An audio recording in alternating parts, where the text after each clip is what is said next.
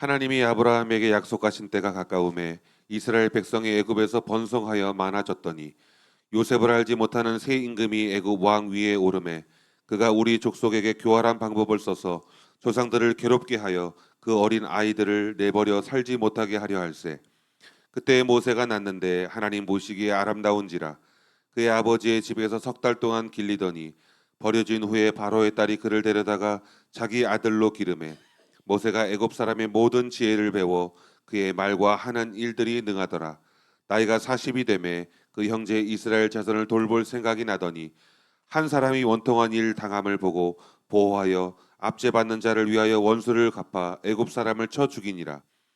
그는 그의 형제들이 하나님께서 자기의 손을 통하여 구원해 주시는 것을 깨달으리라 생각하였으나 그들이 깨닫지 못하였더라.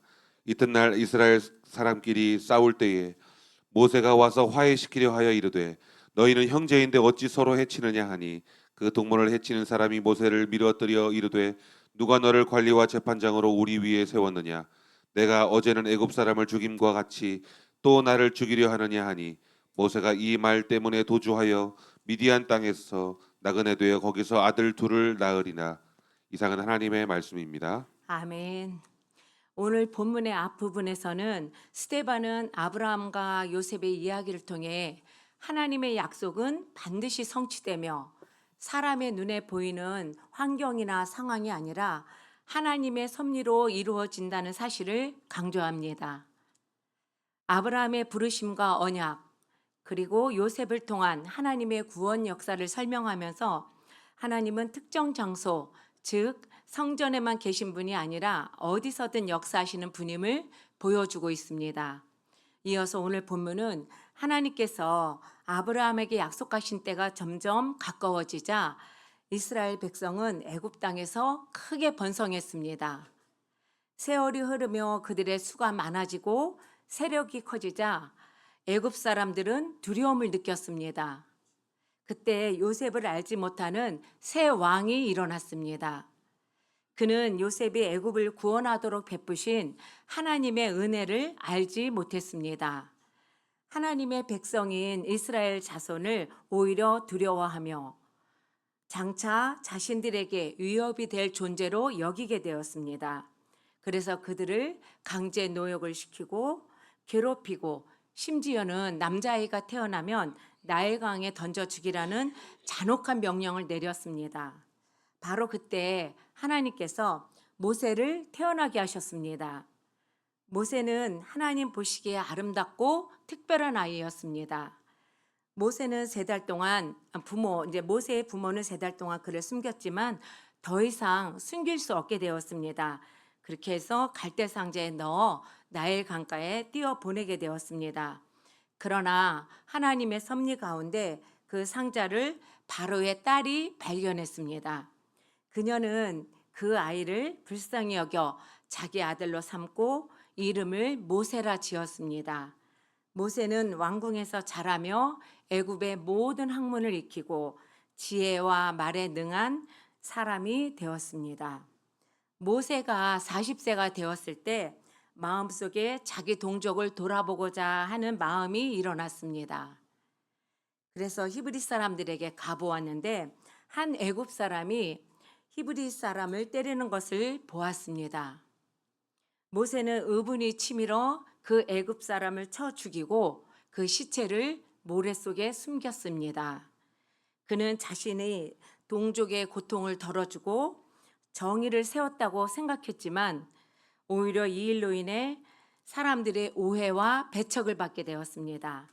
이처럼 모세의 인생은 하나님의 구원 계획 속에 철저히 준비되어 있었고 하나님은 그를 통해 이스라엘을 구원하실 놀라운 일을 예비하고 계셨습니다.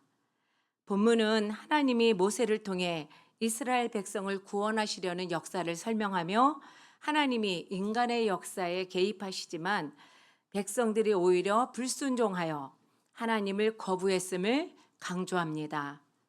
하나님은 특정 장소나 민족에게 국한되지 않으십니다. 인간이 지은 성전이 아닌 하나님 자체를 바라보아야 함을 말씀하고 있습니다. 스데반은 하나님께서 가장 높으신 분이시며 그 하나님이 모세를 통해 어떻게 역사하셨는지를 오늘 말하고 있습니다. 당시 사람들은 모세를 하나님 다음으로 가장 위대한 인물로 여겼습니다. 그런데 모세라는 이름에는 특별한 의미가 담겨 있습니다. 모세는 물에서 건져내다라는 뜻으로 그가 어려서 나일강에 떠 있었을 때 바로의 딸이 그를 건져내어 이 이름을 지어 주었습니다.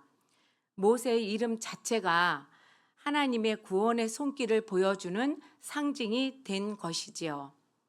이처럼 스데반은 이스라엘의 역사를 통해 하나님께서 끊임없이 일하셨지만 백성들이 하나님께 순종하지 않았음을 보여줍니다. 이제 우리는 스데반의 말씀을 통해 하나님이 어떤 분이신지, 그리고 그분 앞에서 우리가 어떤 자세로 서야 하는지 살펴보겠습니다. 첫째, 가장 낮은 자를 찾아오셨습니다. 하나님은 세상에 높고 권세 있는 자들에게 오신 것이 아닙니다. 가장 낮고 버림받은 자들에게 찾아오셨습니다. 그 낮은 자를 하나님께서 직접 찾아오신 것이죠. 하늘의 영광과 존귀를 가지신 하나님께서 스스로 낮아지시고 낮아지셔서 인간의 모습으로 오셨습니다. 영광의 하나님, 곧 특별하신 하나님께서 친히 사람의 몸을 입고 이 땅에 오셨습니다. 신약 시대에는 그분이 바로 누구예요? 예수 그리스도십니다. 예수님께서 이 땅에 오신 이유는 단 하나입니다. 눈에 보이지 않는 영광의 하나님을 이 땅 가운데 보이게 하시기 위함입니다. 예수님은 하나님의 형상으로 오셔서 그분의 성품과 사랑과 영광을 드러내셨습니다. 그런데 모세의 이야기를 보면은 하나님께서 찾아오시는 대상이 얼마나 놀라운지를 다시금 깨닫게 됩니다. 모세는 왕궁에서 태어난 사람이 아닙니다. 태어나자마자 버려진 사람이었습니다. 19절 말씀입니다. 그가 우리 족속에게 교활한 방법을 써서 조상들을 괴롭게 하여 그 어린 아이들을 내버려 살지 못하게 하려 할세. 당시 바로는 아주 교활한 방법을 사용했습니다. 자신의 신에게 아부하며 이스라엘의 어린 아이들을 나일강에 던지라고 명령했습니다. 나일강은 애굽 사람들이 섬기던 신이었습니다. 바로는 그 신에게 제사를 드리듯 이스라엘의 아이들을 희생제물로 삼은 것입니다. 그는 남의 슬픔을 자신의 기쁨으로 삼았고 다른 사람의 고통 위에 자신의 안정과 번영을 확보하려 했습니다. 그러나 하나님은 그 나일강에 버려진 아이, 아무도 주목하지 않던 그 버려진 모세를 들어 사용하셨습니다. 세상의 눈에는 아무 가치 없어 보였던 생명이었지만 하나님은 그를 통해서 구원의 역사를 이루셨습니다. 이것이 하나님의 일하심입니다. 하나님은 언제나 낮은 자, 버려진 자, 소외된 자를 통해서 당신의 일을 이루십니다. 그리고 예수님께서도 그 길을 걸어가셨습니다. 왕의 자리를 버리시고 죄인과 세리의 친구가 되셨으며 십자가의 고통을 통해서 우리를 구원하셨습니다. 바로는 남의 아픔을 통해 자신을 높이려고 이용했지만 예수님은 자신의 아픔을 통해 우리를 높여주셨습니다. 세상의 권력자는 남을 밟고 위로 올라섭니다. 우리 주님은 자신을 낮추심으로 우리를 일으켜 세우셨습니다. 그러므로 우리도 이 예수님을 본받아야 합니다. 세상은 여전히 남의 아픔 위에 자신의 유익을 세우지만 그리스도인은 그 반대의 삶을 살아야 합니다. 나의 희생과 섬김을 통해 다른 이가 세워지고 나의 눈물과 헌신을 통해 누군가가 위로받는 삶, 그것이 예수님을 따르는 삶입니다. 하나님은 오늘도 그런 사람을 찾으십니다. 스스로 높이려는 사람이 아니라 가장 낮은 자리에서 주님의 마음으로 섬기는 사람, 그를 통해 하나님은 일하시고 그를 통해 영광을 받으십니다. 둘째, 이방인의 손에서 자란 모세. 21절 말씀입니다. 버려진 후에 바로의 딸이 그를 데려다가 자기 아들로 기름해. 모세의 인생은 버려짐으로부터 시작되었습니다. 그는 태어나자마자 죽음의 위협 앞에 놓인 아이였습니다. 당시 애굽의 바로는 히브리 민족이 점점 번성하자 두려워하며 남자아이가 태어나며 모두 나일강에 던져 죽이라고 명령했습니다. 그 명령에 따라 모세의 부모도 어쩔 수 없이 그를 갈대 상자에 담아 강물에 띄어 보내야 했습니다. 사람의 눈으로 보면 그것은 절망의 순간이었습니다. 그러나 하나님은 바로 그 절망의 순간을 구원의 시작점으로 삼으셨습니다. 하나님은 모세를 버려진 자로 두지 않으셨습니다. 그를 이방인의 손, 곧 바로의 딸의 손에 맡기셨습니다. 놀랍게도 그 아이를 죽이라고 명령한 왕의 궁전이 오히려 그 아이의 피난처가 되었습니다. 바로의 딸은 목욕하러 나일강으로 내려와 갈대 사이에 모세를 발견하고 그를 불쌍히 여겨 자기 아들로 삼아 왕궁에서 키웠습니다. 이것은 바로의 딸이 자신을 신에게 잘 보이려고 정결케 하려고 목욕을 하러 왔다가 모세를 데려다가 기르게 되지요. 참으로 놀라운 일입니다. 이스라엘을 구원할 사람이 오히려 이스라엘을 괴롭히는 애굽의 왕궁에서 자라났습니다. 그러나 그 놀라운 일 속에서도 하나님의 깊은 계획이 담겨 있습니다. 하나님은 인간의 계산이나 이성으로 설명할 수 없는 놀라운 방식으로 일하십니다. 사람의 눈으로는 버려지고 쓸모없어 보이지만 하나님은 그 버려진 자를 들어 새로운 구원의 역사를 준비하고 계십니다. 버려진 아이 모세는 하나님의 손에 붙들려 애굽의 언어와 문화, 정치와 제도를 배우며 미래의 사명을 감당할 준비를 하게 되었습니다. 그가 훗날 바로 앞에 서서 하나님의 말씀을 전할 수 있었던 것도 어쩌면 그 왕궁에서의 세월이 있었기 때문일 것입니다. 하나님은 버려진 자리에서도 훈련의 장으로 만드십니다. 하지만 모세의 삶은 그렇게 순탄하지 않았습니다. 성장한 후 그는 자기 동족 이스라엘 사람을 돕기 위해 나섰습니다. 억울하게 학대받는 히브리인을 보고 그를 구해주려 했지만 오히려 동족에게 거부당했습니다. 27절 말씀입니다. 그 동물을 해치는 사람이 모세를 밀어뜨려 이르되 누가 너를 관리와 재판장으로 우리 위에 세웠느냐. 모세는 하나님이 세우신 사람이었지만 사람들에게는 인정받지 못한 자였습니다. 자신의 진심이 받아들여지지 않고 동족에게 밀쳐내짐을 당했습니다. 이것이 바로 하나님의 사람이 겪는 고난의 과정입니다. 하나님은 그 거절의 시간을 통해서 모세를 다듬으시고 준비시키셨습니다. 미디안 광야의 40년은 단순한 도피의 시간이 아닙니다. 하나님께서 모세를 새롭게 빚으시는 시간이었습니다. 결국 모세의 인생은 예수 그리스도의 생애를 비추는 거울과도 같습니다. 모세는 버려진 아이였지만 하나님께서는 그를 붙들어 민족의 구원자로 세우셨습니다. 셋째, 하나님은 형식보다 순종을 원하십니다. 스데반은 모세의 생애를 통해서 하나님께서 어떤 분이신가를 증거했습니다. 하나님은 특정한 장소나 형식 속에서만 갇혀 계신 분이 아니십니다.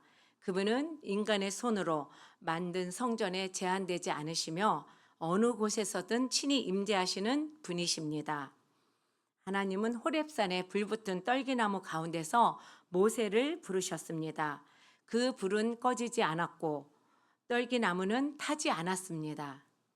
이는 하나님의 거룩한 임재를 상징하며 또한 하나님의 은혜가 결코 소멸되지 않음을 보여줍니다. 그것은 화려한 성전이 아니라 광야의 한 모퉁이, 그저 평범한 떨기나무 앞이었습니다. 그러나 하나님께서 임하셨기에 그 자리가 곧 거룩한 땅이 되었습니다. 하나님은 성전이 아닌 광야에서도 제사장이 아닌 목자 모세에게 말씀하셨습니다. 그것이 바로 하나님의 방식입니다. 하나님은 사람의 조건이나 형식이 아니라 순종할 마음을 찾으십니다. 그러나 이스라엘 백성은 그 하나님의 마음을 깨닫지 못했습니다. 그들은 성정과 율법에만 매어 형식적 신앙에 머물렀습니다. 44절 말씀입니다. 광야에서 우리 조상들에게 증거의 장막이 있었으니 이것은 모세에게 말씀하신 이가 명하사 그가 본 그 양식대로 만들게 하신 것이라. 하나님께서 그들에게 성막을 명하셨을 때 그것은 하나님을 가두기 위함이 아니라 하나님이 백성이 어디서든 하나님과 동행할 수 있도록 하신 하나님의 은혜의 표징이었습니다. 그런데 시간이 지나면서 성막과 성전은 본래 의미를 잃게 되었고 오히려 사람의 자랑이 되었습니다. 그들은 성전을 지키면서도 성전의 주인이신 하나님을 거역했습니다. 율법을 암송하면서도 율법의 완성이신 예수 그리스도를 거부했습니다. 스데반은 바로 이 잘못된 신앙을 책망했습니다. 하나님이 기뻐하시는 예배는 건물 안의 형식이 아니라 삶으로 드리는 순종의 예배임을 선포한 것입니다. 예배의 본질은 장소가 아니라 마음이며 의식이 아니라 순종입니다. 하나님께서는 화려한 제사보다 겸손한 순종을 원하십니다. 호세아 6장 6절 말씀처럼 나는 인애를 원하고 제사를 원하지 아니하며 번제보다 하나님을 아는 것을 원하노라 하신 그 말씀의 성취입니다. 오늘 우리도 마찬가지입니다. 하나님은 우리가 드리는 예배의 자리가 어디인지보다 그 예배 속에 담긴 우리의 마음과 태도를 보십니다. 성전은 중요하지만 그보다 더 중요한 것은 그 안에서 하나님을 얼마나 진실하게 예배하느냐입니다. 그분은 성전보다 크신 하나님이십니다. 우리의 순종과 헌신을 통해 영광을 받으십니다. 예배당 안에서만 거룩한 것이 아니라 우리의 삶 전체가 예배가 되어야 합니다. 우리의 가정과 일터, 관계 속에서 하나님의 뜻에 순종하는 것이 곧 참된 예배라는 것입니다. 하나님은 약속하신 말씀대로 아브라함의 자손을 번성하게 하셨습니다. 그분은 고난 중에 있던 이스라엘을 긍휼히 여기시고 그들을 구원하시기 위해 모세를 보내셨습니다. 모세가 율법을 백성에게 전한 것처럼 하나님은 인류의 구원을 위해서 예수 그리스도를 보내셨습니다. 스데반은 호렙산에서 하나님을 만난 모세의 사건을 언급하면서 하나님께서 예루살렘이라는 그 성전의 특정한 장소에만 머무시는 것이 아니라 하늘과 땅, 온 세상에 충만히 임재하시는 분임을 증거했습니다. 유대인들은 스데반이 성전을 헐고 율법을 폐하려 한다고 비난했지만 스데반은 하나님께서 친히 하늘과 땅을 창조하셨으며 손으로 지은 성전에만 계시지 않는다고 선언했습니다. 그는 참된 예배란 건물이나 형식이 아니라 하나님께 온전히 순종하는 삶임을 강조했습니다. 하나님께서 모세를 통해 이스라엘을 구원하셨음에도 그들은 성전과 율법에 매여 하나님을 거역했습니다. 스데반은 아브라함과 요셉, 모세의 역사를 들어서 이스라엘 백성들이 반복적으로 하나님의 뜻을 거스리고 보내신 이를 거부해 말씀을 밝힙니다. 오늘 우리는 이 말씀을 통해서 다시 한번 우리 마음속에 믿음이 새롭게 세워지기를 바랍니다. 사람들이 버린 자리, 이해되지 않는 자리, 인정받지 못하는 그 자리에도 하나님의 손길은 여전히 일하고 계십니다.